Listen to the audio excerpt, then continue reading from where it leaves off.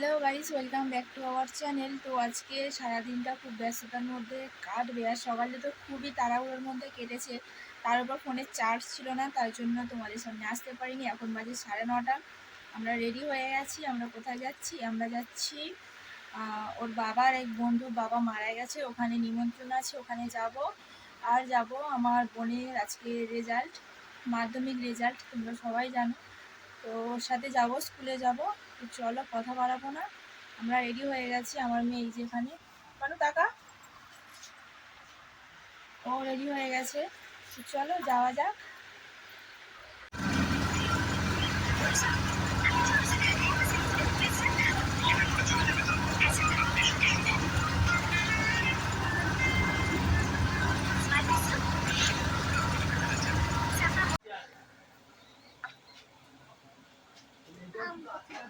হাম করো, হাম করো।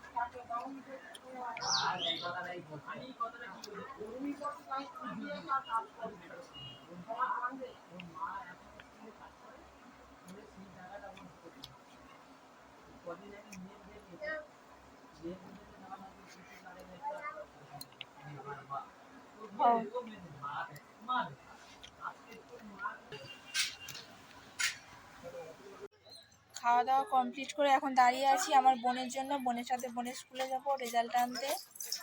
তো ওয়েট করছি কখন আসে। গরমেতে নাচতে ইচ্ছা করছে। উপরে উঠে দাঁড়াও, চলো দেখি, বোনের জন্য অপেক্ষা করি, বোন আসুক। আমি এখানে বসে আছি আর আমার বোন গেছে রেজাল্ট আনতে ক্লাসে। ওই সাইডে দেখতে পাচ্ছ উপরে দোতলাতে কিছু মেয়েরা গার্জেনরা দাঁড়িয়ে আছে, ওখানে ওদের রুমেতে রেজাল্ট দেবে। আর আমি এখানে বসে আছি, প্রচণ্ড গরম, ঘেমে যাচ্ছি। কিন্তু এখানে মাঝে মাঝে হাওয়া দিচ্ছে, এত সুন্দর বলার মতো না। আমার মেয়ে দেখো ফাঁকা এরিয়া পেয়ে এদিক ওদিক সেদিক একা একা ঘুরছে, একা একা। এদিকে এসো,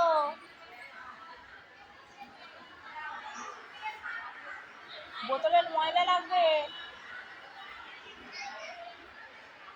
দানা গুঁড়োবে নে।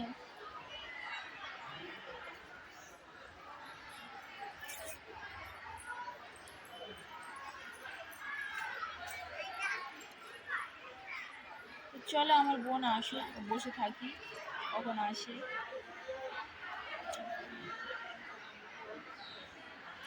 5 বছর আগে এমন দিনে আমিও এসেছিলাম রেজাল্ট নিতে। তবে সেই সময় অবস্থাটা খুবই খারাপ ছিল, পরিস্থিতিটা প্রচণ্ড খারাপ ছিল। আর মানে কি বলবো,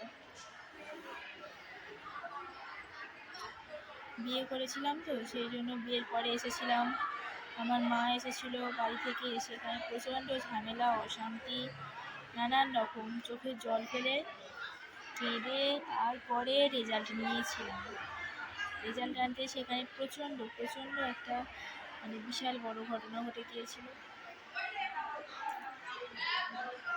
মায়ের সাথে খুব ঝগড়া হয়েছিল, খুব।